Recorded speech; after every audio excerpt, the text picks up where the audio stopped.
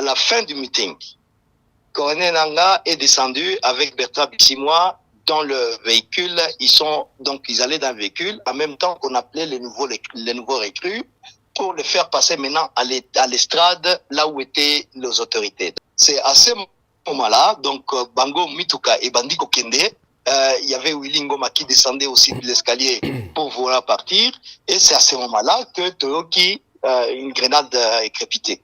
Pendant la Kokima, deuxième grenade est explosée. Moi j'ai une autre version.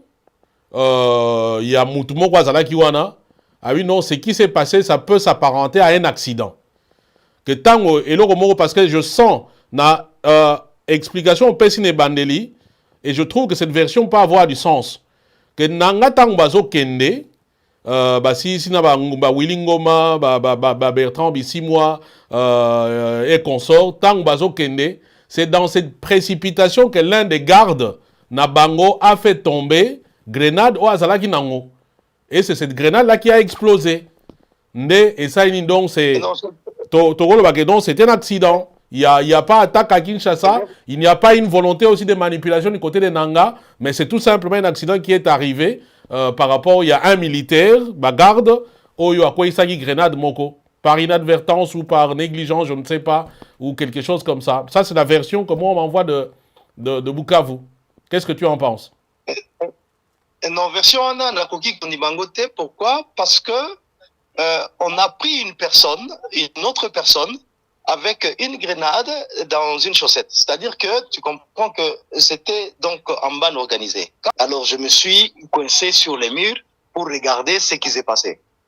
Donc voilà, Namoni, j'ai vu 3 corps d'un côté qui ne bougeait plus, et puis c'était un peu au milieu, à côté d'un véhicule où il y avait un véhicule de l'armée qui était là, où j'avais aussi vu 3 corps qui étaient par terre.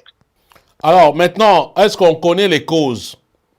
D'où ça vient concrètement? Parce que déjà, votre mouvement accuse le pouvoir en place, le pouvoir fatigant, d'avoir largué par drone ou quelque chose comme ça, des bombes. Je dis, c'est regrettable qu'il y ait mort d'homme. C'est regrettable que les gens puissent mourir comme ça, parce qu'ils ont participé à un meeting pour comprendre tout simplement quel sera le lendemain. Mais n'oublions pas aussi qu'on a distribué des armes, on a distribué des grenades à des jeunes ici à Bukavu. Chers compatriotes congolaises et congolais, bonjour. C'est votre compatriote Mika Lachon. Nayemba une vidéo sur ce qui vient de se passer à Bukavu lors du meeting. Il y a un groupe terroriste AFC M23 dirigé par Corneille Nangaa. Bande Konanga, attention au poison rwandais. Otoebi baza makasi na manipulation, baza makasi na désinformation. Nous voyons dans les réseaux sociaux, que nos FRDC et nos Wazalendo ont attaqué Nanga et ses hommes alors que Bazalaki en plein meeting na Bukavu. Et ça, information y a le Kouta. Ces ennemis rwandais veulent tout simplement charger Bisso aux yeux de la communauté internationale pour que l'armée congolaise Naba Wazalendo baza capable ya ko attaquer AFC M23 même quand baza na kati ya population na bango.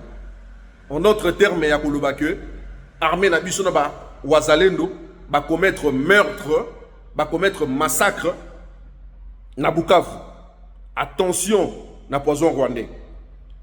Nos FRDC et nos Wazalendo qui n'opèrent que sur instruction ya commandant suprême na bango et sur instruction ya hiérarchie na bango, batikali kobeta talisa si mon côté na Bukavu na lieu ya meeting au groupe terroriste AFC M23 dirigé par Corneille Nangaa et Sali. Et ça plutôt plan rwandais parce que Mikolo Nyonso population ya est bien que maboko pamba mais aza hostile la présence de la troupe rwandaise dans la République démocratique du Congo.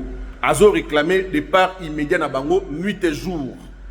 Alors sachant que les population a réclamé la même chose dans le meeting wana, ba bongisa ki plan na bango, raison pour laquelle juste après meeting va ouvrir le feu sur la population. Malheureusement bazo apprendre biso qu'il y a plusieurs morts et des centaines de blessés.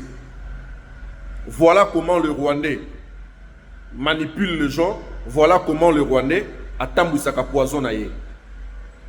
Je le répète, FRDC to wazalendo na biso mon côté atikali ko betali sasi ata moko na place à meeting wana. Ils sont très professionnels et bayebi que na pareil cas l'ennemi va vouloir utiliser la population comme bouclier humain. Alors batikali ko betali sasi ata mon côté place wana. Et ça plutôt ba élément rwandais ko ba sécurisaka. Corneille nangana batunaye ne ba ouvrir feu sur la population. Et balingi ba balola yango pour nous charger aux yeux de la communauté internationale. Restons éveillés et vigilants, combattons l'ennemi. Merci. Votre compatriote Mikala John. Voilà. Alors, à qui profite cet acte criminel? Est-ce un acte prémédité ou un acte d'attaque imprévisible attribué au gouvernement comme le M23 veut le faire entendre? Réfléchissons ensemble et réfléchissons bien. Vous savez que chacun de son côté est en train de chercher des justificatifs pour soit imposer des sanctions, soit continuer à mener l'attaque, donc pour l'un ou l'autre. Pourquoi cette attaque spécifiquement aujourd'hui et dans de telles situations? J'aimerais vraiment que notre gouvernement puisse y réfléchir. Ça peut bien être un acte isolé, comme certains le disent, par exemple aux informations que nous avions reçues, c'est que c'était un Wazalendo qui était fâché quand on a commencé à appeler de nouveaux recrues, voir que les Congolais sont en train d'aller se mettre au service de la rébellion. Alors un Wazalendo a décidé de jeter une grenade. Ça, c'est une information qu'il faut confirmer. Et bien sûr, pour confirmer cette information, il faut bien sûr des enquêtes. Parce que, vous savez, dans pareille situation, les informations pleuvent de partout. Alors, si tel est le cas, cela va beaucoup plus tacher l'image du gouvernement et le M23 auront raison de continuer à faire ce qu'ils sont en train de faire et avoir une nouvelle justificative comme quoi que non, voilà Kinshasa est en train de faire ceci. Mais ce qu'il faut retenir, un groupe rebelle reste un groupe rebelle. Ça peut avoir ses motivations, mais à la fin, nous avons la Constitution, nous avons les lois du pays et les personnes compétentes vont devoir cadrer cela par rapport à la loi. Mais, peu importe votre motif, quand ce sont des vies humaines qui sont en train d'être perdues, quand ce sont les droits des gens qui sont en train d'être violés, quand ce sont les libertés des gens qui sont en train d'être ternies, en tout cas, ça n'a pas de raison d'être et c'est poursuivable par les instances nationales et internationales. Donc, moi, c'est là que ma pensée va, c'est à qui profite cet acte.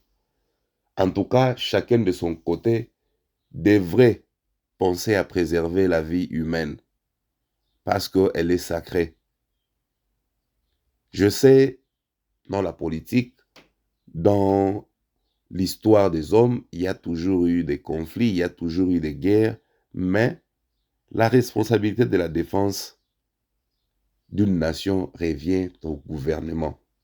Et avoir un mouvement rebelle avancé dans un pays, quelque part, il y a échec du côté du système de défense de la nation. On peut bien se condamner, se pointer du doigt. Non, voilà, celui-là avait infiltré l'armée, c'est lui qui a fait le brassage, le mixage, c'est Kabila, tout ça. À la fin, vous avez la responsabilité de défendre la nation par tout le moyen. Vous pouvez pleurnicher. Vous aviez voulu avoir le pouvoir, vous aviez voulu être président de la République, donc vous êtes lié par ces serments-là, arrêtez de pleurnicher, faites le travail, point barre. Les autres étaient là, vous les aviez critiqués et vous êtes venus effectivement pour corriger les choses. Donc moi, je m'excuse vraiment auprès des Congolais qui pensent que l'unité nationale, c'est aller avec le dos de la cuillère parce qu'ils nous gouvernent. Non. Ce que nous sommes en train de vivre aujourd'hui, c'est l'échec de la gouvernance. Parce que ce n'est pas un mouvement qu'ils ont trouvé actif, c'est une guerre. Je précise bien, cette guerre du M23. Quand ils sont entrés au pouvoir, on avait peut-être les groupes d'autodéfense, on avait des milices internes, oui, ils ont existé, mais une attaque de cette envergure pour récupérer les territoires, ça n'existait plus. Alors, nous, les Congolais, nous devions poser des bonnes questions et avoir des réponses. Et exiger du travail. Demander à notre gouvernement, à notre armée, de faire son travail, ce n'est pas être contre la République. Vous êtes habitués à pleurnicher et le gouvernement vous mène dans ce jeu-là où ils savent qu'on va vous distraire en pointant le Rwanda du doigt, en pointant les M23 du doigt. Ok, c'est bon, ils sont là, mais maintenant, vous, quel est votre travail? Vous avez cette responsabilité. Qu'est-ce que vous êtes en train de faire? Voilà là où nous devons plus orienter nos pensées, où nous devons plus orienter nos réflexions, plutôt que de passer notre temps à nous plaindre sans avoir de solution et attendre que les autres viennent pouvoir résoudre notre crise. On avait assez de temps, 6 ans, 7 ans, c'était suffisant pour restructurer l'armée, même recruter, avoir des centres de formation vers l'ouest, parce qu'on sait du côté est, on a un peu de problèmes d'infiltration. On peut recruter sur l'échelle nationale et avoir des camps de formation. On devrait militariser le pays. Mais vous avez passé le temps à détourner, à voler, à vous enrichir et à gonfler le nombre du personnel dans la présidence et au niveau du gouvernement, multiplier le salaire des députés. Vous étiez ailleurs. Vous étiez plus dans la politique et la conservation du pouvoir que la protection de la nation. Voilà les conséquences. Donc, j'ai énoncé les faits. À vous de prendre vos responsabilités et de faire le travail comme il se doit. Je m'en fous que vous dites ce que vous êtes en train de dire. Ce qui importe pour nous, c'est la capacité de défense, la capacité militaire, la capacité de sécurité de la République démocratique du Congo. On n'est pas là pour prêcher le monde à devenir sain. Nous, on a notre responsabilité de nous protéger et faillir à cette mission-là. En tout cas, vous n'avez pas de justificatif.